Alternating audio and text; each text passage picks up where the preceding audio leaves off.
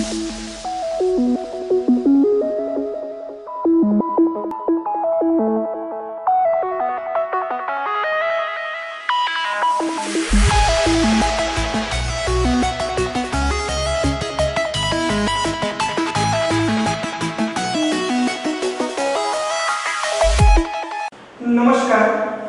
Shri Kailash विद्यालयની YouTube ચેનલમાં આજના અંગ્રેજી વિષયના લેક્ચરમાં હું આપ સર્વે વિદ્યાર્થી મિત્રો અને વાલીઓનું હાર્દિક સ્વાગત કરું છું। વિદ્યાર્થી મિત્રો, અત્યાર સુધી આપણે ટેક્સ્ટ બુકમાં યુનિટ નંબર 1 અને યુનિટ નંબર 2 પૂરા કરેલા છે। તો હવે વિદ્યાર્થી મિત્રો આપણે વ્યાકરણ તરફ આગળ વધીશું। એટલે આજના લેક્ચર થી આપણે વ્યાકરણ શરૂ કરવાના છીએ। વિદ્યાર્થી મિત્રો, ધોરણ 11 માં આપણે વ્યાકરણની બુક, વ્યાકરણની ફેર બુક પાકો ચોપડો બનાવેલો છે। વિદ્યાર્થી મિત્રો, 12મા ધોરણના મોટા ભાગના ટોપિક મેં તમને ધોરણ 11 ની અંદર કમ્પ્લીટ કરાવી દીધેલા છે, જેમ કે ડુ એઝ ડાયરેક્ટેડ, પછી એક્ટિવ અને પેસિવ વોઇસ, ફંક્શન્સ, આ બધા મોટા ભાગના ટોપિકો આપણે ધોરણ 11 ની અંદર કમ્પ્લીટ થઈ ગયેલા છે।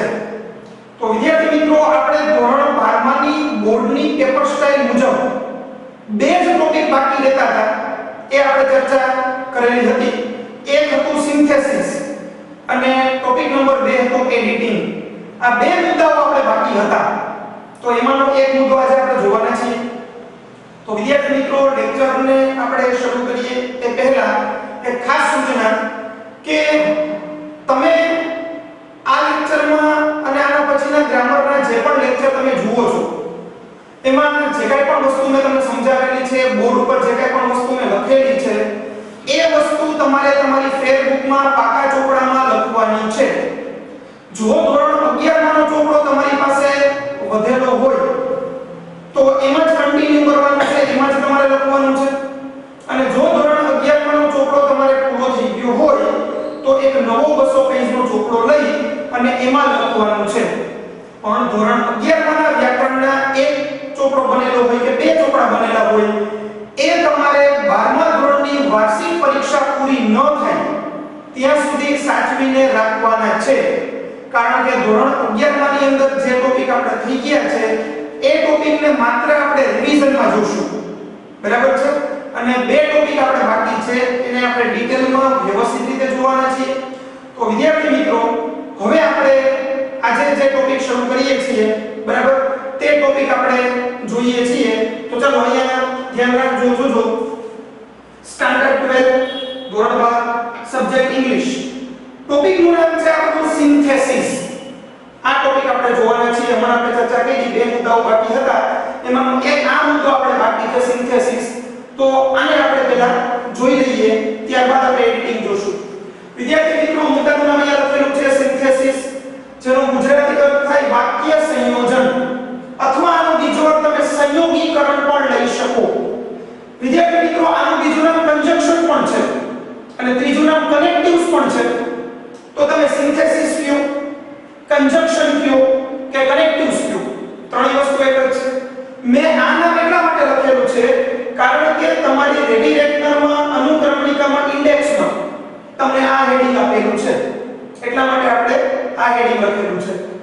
ગુજરાતી આપણે કહીએ વાક્ય સંયોજન અથવા તો સંયોગીકરણ। વિદ્યાર્થી મિત્રો, તમને આ મુદ્દો પૂછાશે બોર્ડની બ્લુપ્રિન્ટ પેપર સ્ટાઇલ મુજબ સેક્શન ડી માં, જેનો ક્વેશ્ચન નંબર હશે 57, 57મો પ્રશ્ન, અને એના માર્ક હશે 3। તો વિદ્યાર્થી મિત્રો, તમારે આમાં શું કરવાનું છે? પરીક્ષાની અંદર તમને એક પેરેગ્રાફ આપેલો હશે, જેમાં 4 સેન્ટેન્સીસ, 4 વાક્ય હશે। ઈ 4 વાક્યને તમારે ભેગા કરવાના છે, ઈ 4 વાક્યને તમારે જોડવાના છે। 4 વાક્યને જોડી અને એમાંથી એક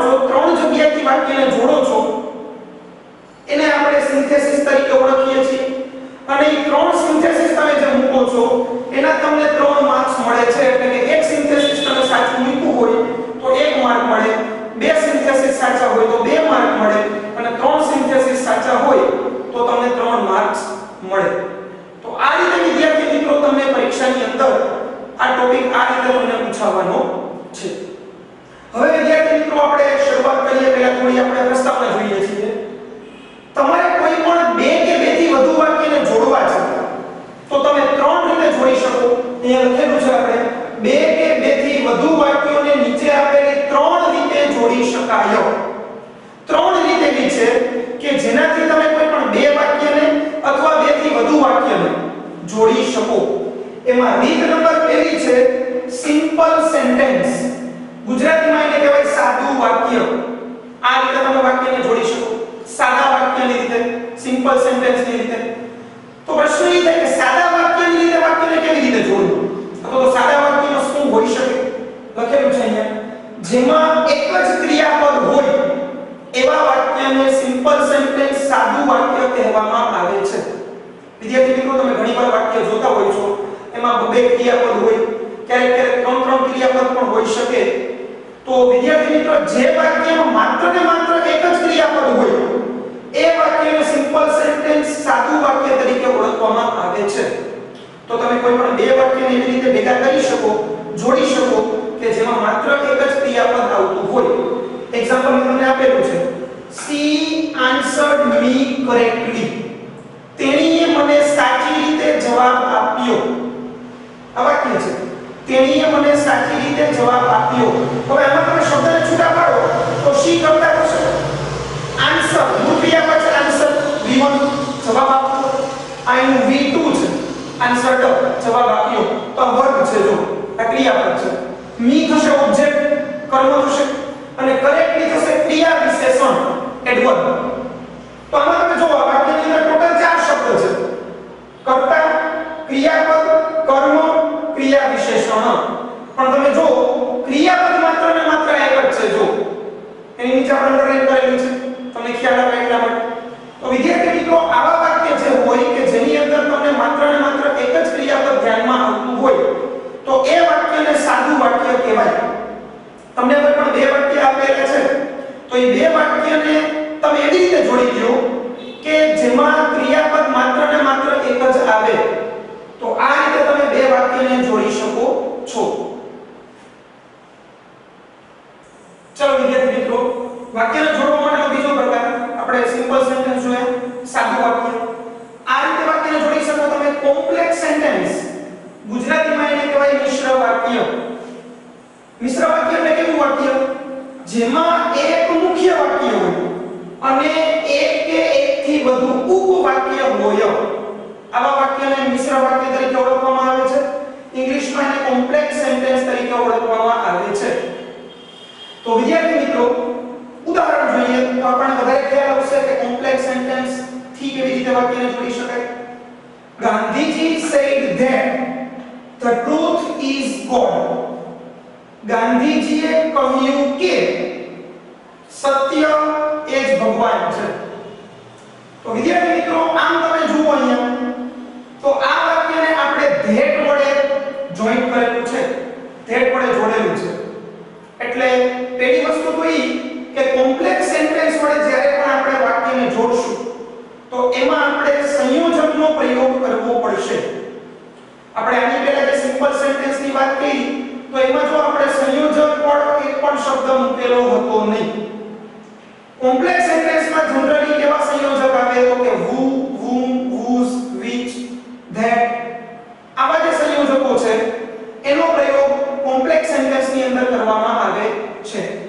હવે વિદ્યાર્થી મિત્રો અહીંયા તમે જોશો આ સેન્ટેન્સની અંદર આ એક્ઝામ્પલમાં તો આમાં કુલ બે વાક્ય છે. એક ગૌણ વાક્ય છે અને એક મુખ્ય વાક્ય છે. તો આ બંને જે વાક્ય છે ઈ બંને વાક્ય that વડે જોડેલા છે. આટલા વાક્યનું ગુજરાતી થશે ગાંધીજીએ કહ્યું. આટલું વાક્ય છે. આનું ગુજરાતી થાય સત્ય એ જ ભગવાન છે. તો વિદ્યાર્થી મિત્રો આ મુખ્ય વાક્ય છે. સત્ય એ જ ભગવાન છે અને ઈ વાક્ય છે આના ઉપર આધારિત છે. એટલે આ થશે તમારું મુખ્ય વાક્ય જ્યારે આ થશે તમારું ઉપવાક્ય. તો આ રીતે વિદ્યાર્થી મિત્રો જ્યારે આપણને બે વાક્ય આપેલા હોય એમાં એક મુખ્ય વાક્ય હોય અને એક ઉપવાક્ય હોય તો આવા બે વાક્યને તમે કોમ્પ્લેક્સ સેન્ટેન્સ એટલે કે મિશ્ર વાક્યની રીતે જોડી શકો. ચલો ત્યારબાદ ત્રીજો પ્રકાર છે વાક્યને જોડવા માટે સેન્ટેન્સ, ગુજરાતીમાં જેને કહેવાય સંયુક્ત વાક્ય. સંયુક્ત વાક્ય કમ્પાઉન્ડ સેન્ટેન્સ થી કેવી રીતે વાક્ય જોડે? જેમાં બે કે બેથી વધારે વાક્યને આપણે જોઈન્ટ કરતા હોય, બે કે બેથી વધારે અલગ અલગ વાક્યને આપણે ભેગા કરતા હોય, તો એવા વાક્યને કહેવાય કમ્પાઉન્ડ સેન્ટેન્સ, ગુજરાતીમાં સંયુક્ત વાક્ય. એક્ઝામ્પલ આપણે લખેલું છે he works hard. તે સખત મહેનત કરે છે, પરંતુ પણ he cannot get good marks. તે સારા માર્ક્સ મેળવી શકતો નથી. તે સખત મહેનત કરે છે પરંતુ તે સારા માર્ક્સ મેળવી શકતો નથી.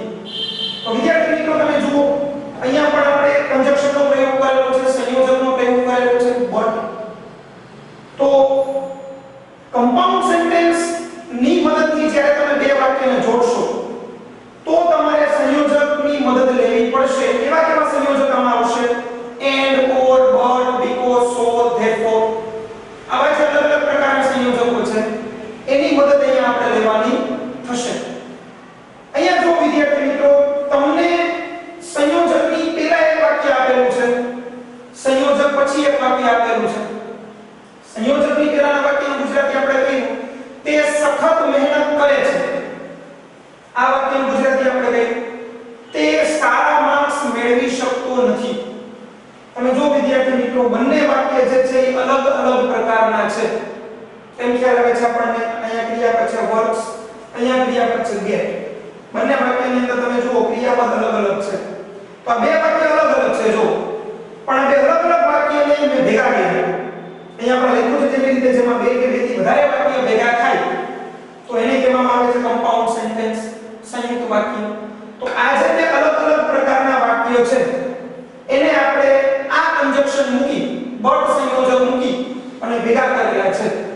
તો હવે but સંયોજક મૂક્યું તો બંને વાક્ય જે છે એ જોઈન્ટ થઈ ગયા, ભેગા થઈ ગયા અને ગુજરાતી એવું થયું તે સખત મહેનત કરે છે પરંતુ તે સારા માર્ક્સ મેળવી શકતો નથી. તો વિદ્યાર્થી મિત્રો આ હતી તમારી ઇન્ટ્રોડક્શન, આ હતી તમારી પ્રસ્તાવના કે તમારે જે બે કે બેથી વધારે વાક્યને જોડવાના છે. આપણે ટોટલ 4 વાક્યને જોડવાના છે. મેં વાત કરી શરૂઆતમાં એ પ્રમાણે 4 વાક્યને જોડવાના છે. તો બની શકે એવું કે કોઈ પણ બે વાક્ય જે છે એ સાદા વાક્યની રીતે જોઈન્ટ થાય, કોઈ પણ બે વાક્ય જે છે એ કોમ્પ્લેક્સ સેન્ટેન્સ તરીકે જોઈન્ટ થઈ શકે, કોઈ પણ બે વાક્ય છે એ કમ્પાઉન્ડ સેન્ટેન્સ તરીકે પણ જોઈન્ટ થઈ શકે. પણ વિદ્યાર્થી મિત્રો આ થોડું તમને કન્ફ્યુઝન વાળું થશે, ખાસ કરીને કોમ્પ્લેક્સ સેન્ટેન્સ અને કમ્પાઉન્ડ સેન્ટેન્સ. બરાબર? એટલે આપણે હવે શું કરવાના છીએ? સાદા વાક્યની રીતે વાક્ય કેમ જોડાશે એના આપણે ઉદાહરણ જોઈ લઈશું અને ત્યારબાદ આપણે સીધા અલગ અલગ પ્રકારના સંયોજકને સમજવાનો પ્રયત્ન કરશું. ઈ સંયોજકની માહિતી તમે યાદ રાખશો તો બે વાક્યને કયા સંયોજક વડે જોડવું એ તમે ઈઝીલી નક્કી કરી શકશો. એટલે આ પ્રસ્તાવના જે છે તેના માટે તમને સમજાવવી પડે કે કોઈ પણ બે વાક્ય જે છે એ આ ત્રણ રીતે જોડાઈ શકે. બરાબર? તમે ત્રણમાંથી જે રીતે વાક્ય જોડાતું હોય એ રીતે તમે વાક્યને જોડી શકો.